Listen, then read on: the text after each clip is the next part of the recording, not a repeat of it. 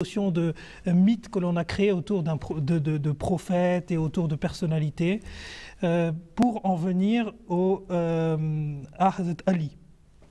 Et vous savez, le chiisme qui a été créé avec la déification justement du quatrième calife, Hazrat Ali, du quatrième calife, donc Khulfa Rashidin du coup.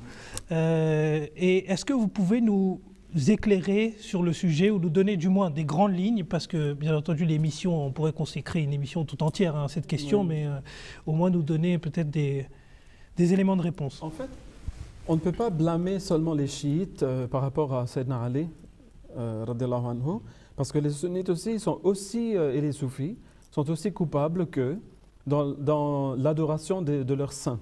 Donc que ce soit des awliya, comme on les appelle, des saints, ou bien des imams, enfin des personnages très connus dans l'islam.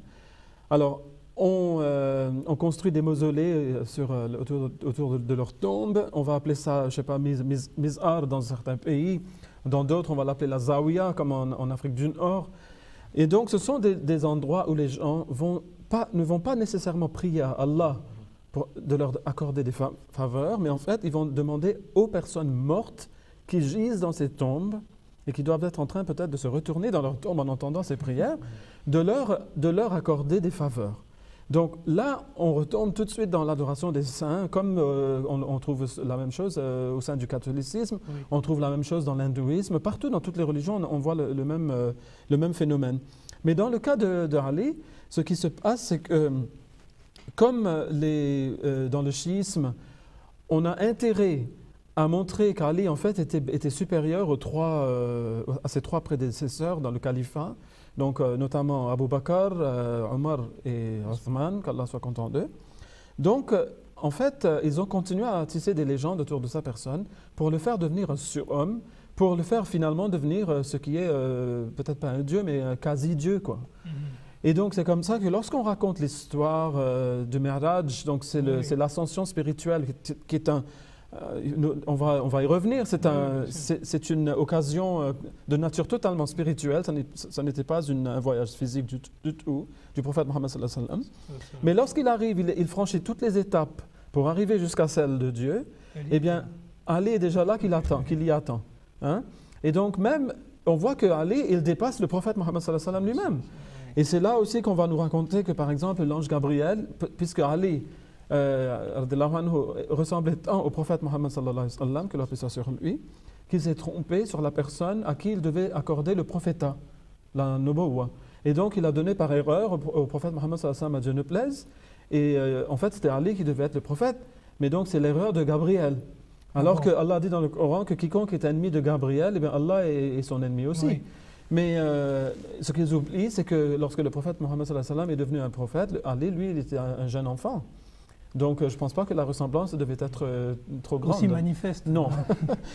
Donc, on voit qu'en fait, voilà la base de tout cela. Donc, le chiisme, du moment qu'il se départit de la sunna, de la tradition du prophète Mohammed sallallahu alayhi wa sallam, il continue à rajouter des légendes, des histoires, tissées de toutes pièces. Et comme personne ne leur demande plus rien, ils sont libres de mettre dans leur livre ce qu'ils veulent. Parce que la sunna dit tout de suite que ce sont des hérétiques et donc ils ne s'intéressent pas du tout à eux, personne ne leur demande plus rien. Mais par contre, et ça c'est un point intéressant, lorsque le quatrième calife, Hazrat Mirza Tahir Ahmad, on reviendra sur les questions de calife aussi oui, dans l'Ahmadiyya. Donc il était venu en France une fois et lorsqu'il avait eu un petit dialogue avec un chiite, donc un Bohri, il lui a fait, vous savez pourquoi nous dans l'Ahmadiyya, on est tout le temps sur le droit chemin par rapport à la sunna? Eh bien, c'est parce que tous les sunnites gardent les yeux sur nous à tout moment. Même si on a envie de se départir du chemin, on n'a pas envie, mais si on voulait, juste pour un argument, ils vont nous taper sur les doigts et dire « qu'est-ce que vous faites là ?» Hein? Ils nous critiquent tout le temps et on est tout le temps en train de s'expliquer. Voilà, on prend les sources. Hein? Voilà ce qu'avait fait le prophète, donc on le fait. Voilà ce qu'avaient fait ces califes, donc on le fait. Et donc on se garde bien sur ce chemin très étroit et très difficile. Mais les chiites, eux, n'ont pas cette facilité, comme ils se sont complètement coupés de la sunna. Du coup, les Ahmadis doivent être irréprochables sur la sunna, en tout cas. Oui, voilà. C'était ça que le calife avait dit.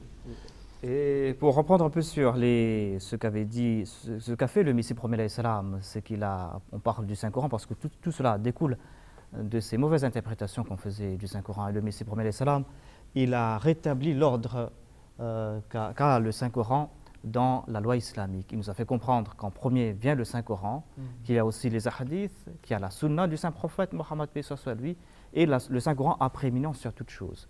Si l'on constate qu'il y a des hadiths, qu'il y a des histoires qu'on a colportées qui sont en contradiction avec le Saint-Coran, il faut les rejeter. C'est ce qu'il nous a expliqué. Donc il nous demande de ne pas prendre tout ce qu'on a colporté, tout ce qu'on a plutôt recueilli par la suite après le Saint-Prophète Mohammed sallallahu alayhi wa sallam. Comme on le sait, les hadiths ont été commencés, on les a recueillis 100 ans, 200 ans après le Saint-Prophète Mohammed sallallahu alayhi wa sallam. Il nous a fait comprendre qu'il faut toujours se tourner vers le Saint-Coran. C'est le Saint-Coran qui est le dernier juge. C'est grâce au Saint-Coran qu'on doit comprendre. Ça ne veut pas dire qu'on rejette les hadiths. Les hadiths, oui, voilà, c'est les hadiths qui rejettent les hadiths aujourd'hui. C'est les hadiths qui doivent se conformer au Saint-Coran. Oui, voilà. Mais là, on peut dire que la grosse majorité des hadiths se conforment au Coran.